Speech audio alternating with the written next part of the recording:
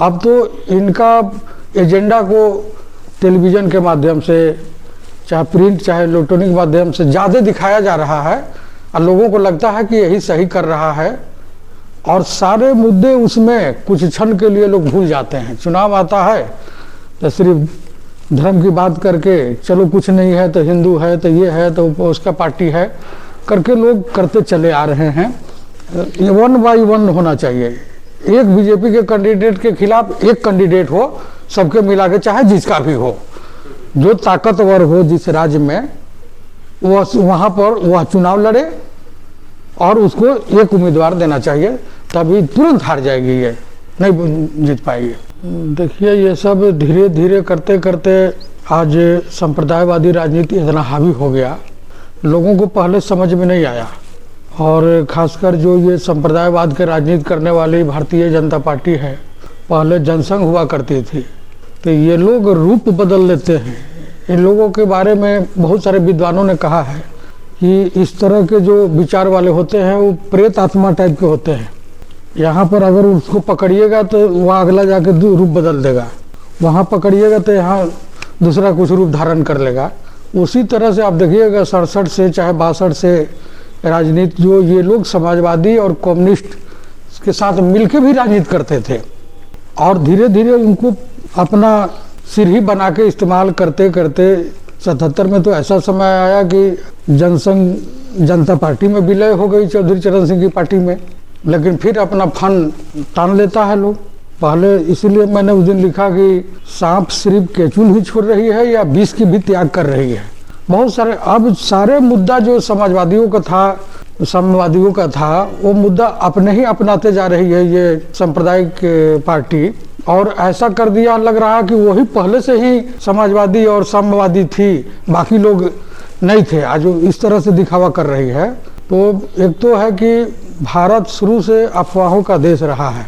यहाँ के लोग ज़्यादातर अफवाहों पर विश्वास किए, जिसका कारण है कि उसके चंगुल में लोग फंसते चल जा रहे हैं। आप अभी भी देख लीजिएगा कि कहीं रोड पर कोई मरते रहे, चिल्लाते रहे, एक्सीडेंट हो जाए, चाहे चोट लग जाए, तो लोग उसके पास जाएंगे नहीं। लेकिन एक तिलक लगा के, सिंदूर लगा के, कुछ पत्थर रख दीजिए, कुछ ऐसी कर दीजिए, वैसा लगे कि हाँ धार्मिक माहौल बन जाएगा, देखिए तुरंत लोग वहाँ रुकेंगे। या पैसा पर पैसा हर तरह से लोग निछावर करते जाते हैं, लेकिन तड़पते हुए व्यक्ति के पास नहीं जाते हैं।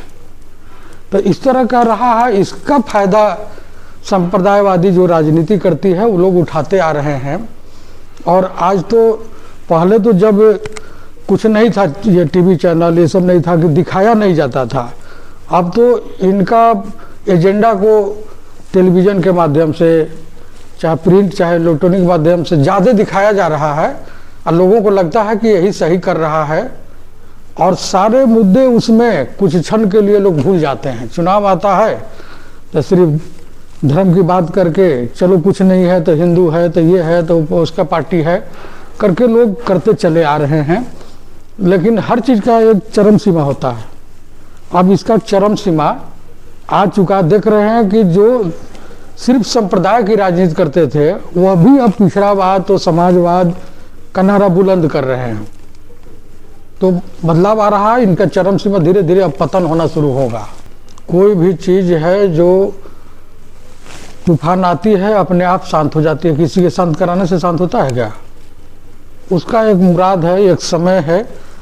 तो इसका ज़्यादातर लोगों ने विरोध करके और बात जनता को समझाने के क्रम में, ये लोग चूँकि साधन उतना नहीं है, वैसे लोग नहीं हैं जो समाजवादी चाहे धर्मनिरपेक्ष अपने आप को कहने वाली पार्टी है या नेता हैं लोग, उनके पास एक तो संसाधन की कमी है। और अभी के तो सरकार और जो ये भारतीय जनता पार्टी जो है, सब चीज़ पर कब्जा करते जा रही है। आज देख रहे हैं कि सारा ईडी और सीबीआई जितना है गैर भाजपा शासित राज्यों में ही आ रही है, पूरा डेरा जमा दिया है। लगता है कि वहाँ से निकला, पिंजरे से निकला। जो सुप्रीम कोर्ट एक बार कही थी कि ईडी सीबीआई ये सब पिंजरे के तोता है, तो पिंजरे के तोता उड़ के अगर भाजपा शासित राज्यों में ही आके बैठ गया है लोग। लगता है कि और कहीं कुछ है ही नहीं। लेकिन बात को समझना पड़ेगा। ये जो स्थिति में पहुंच गया है, जिस स्थिति में कभी कांग्रेस हुआ करती थी, 77 का उदाहरण है, 67 का उदाहरण है। और उदाहरण ये है कि त्याग करना पड़ेगा, चाहे वो कांग्रेस हो चाहे और भी दल हो, जिस तरह से त्याग का सीखना पड़ेगा।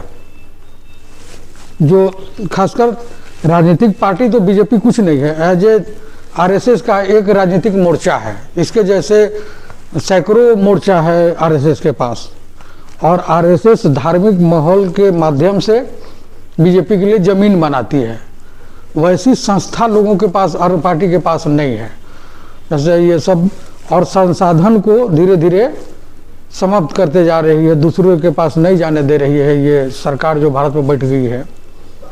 तो अब उस समय आ गया है कि सारे गीले शिकवे से लेके जो ईगो का प्रॉब्लम है या ये सब व्यक्तिगत कुछ कहीं लड़ाई हो जाता है, तो जनसंघ 67 में भी समाजवादी पार्टी और जो लोकदल था और सब तो समाजवादी पार्टी से मिलके सरकार बनाई थी। और 77 में तो अपनी पार्टी की पहचान ही समाप्त कर दिया था, जो इसका चुनाव चिन्ह का दिया बाती था उसको समाप्त करके चक्कर हलधर जनता पार्टी जो चौधरी चरण सिंह के था उसमें विलय तक कर गई थी। तो अभी जरूरत है कम से कम विलय नहीं करो, एक मंच पर तो आओ। आज भी ताकत तो है, भारत आज भी है कि पूरी की पूरी जनता संप्रदायवादी के विचार से लैस नहीं हो पाई है और न कभी होगी। आज भी 40% 42% जनता गठबंधन के माध्यम से अपना जो है भारतीय जनता पार्टी का वोटर 30% के लगभग तक पहुंची है, बाकी गठबंधन में जाकर उसका बढ़ जाता है। 40% भी मानिए तो 60% तो उसके विचार के खिलाफ है ना। ये 60% को एक होना पड़ेगा, ईगो भूल के, भेदभाव भूल के, मनभेद भूल के, मतभेद भुला के एक मंच पर आना ही पड़ेगा। सीखना पड़ेगा ये बीजेपी से, या जो आरएसएस जो करती है, जनसंघ हो विलय कर गया, बाद में जो और सब बना, तो वो सब विलय करते करते चल गया। आप विलय मत कीजिए, कम से कम 1 by 1 होना चाहिए। एक बीजेपी के कैंडिडेट के खिलाफ एक कैंडिडेट हो, सबके मिला के, चाहे जिसका भी हो, जो ताकतवर हो जिस राज्य में, वहाँ पर वह चुनाव लड़े और उसको एक उम्मीदवार देना चाहिए, तभी तुरंत हार जाएगी, ये नहीं जीत पाएगी। देखिए तो पिच बहुत पहले से तैयार हो रहा है, या ऐसा पिच चाहती भी है भारतीय जनता पार्टी। लोगों में ये किताब के मतलब ही आदमी समझ लेता है कि देवता है। किताब लिखने वाली की अपनी मानसिकता है, देवता अपने थोड़े कोई किताब लिखे हैं, कोई भी भगवान हो, उसके विचार जो है वो सब जगह फैलता है। आज उस किताब की चर्चा नहीं करते हुए क्या जरूरत है, जान गए हैं तो हम उस पर चर्चा नहीं करेंगे। जान रहे हैं, पढ़ रहे हैं, आज की बात ही थोड़े है। उसको पब्लिक में अपने हिसाब से अपना नीति अपना फैलाइए। अपना नीति को आप नई लोगों तक पहुंचा पा रहे हैं, समझा पा रहे हैं, तो ये हमारी और वैसे विचार के लोगों की गलती है।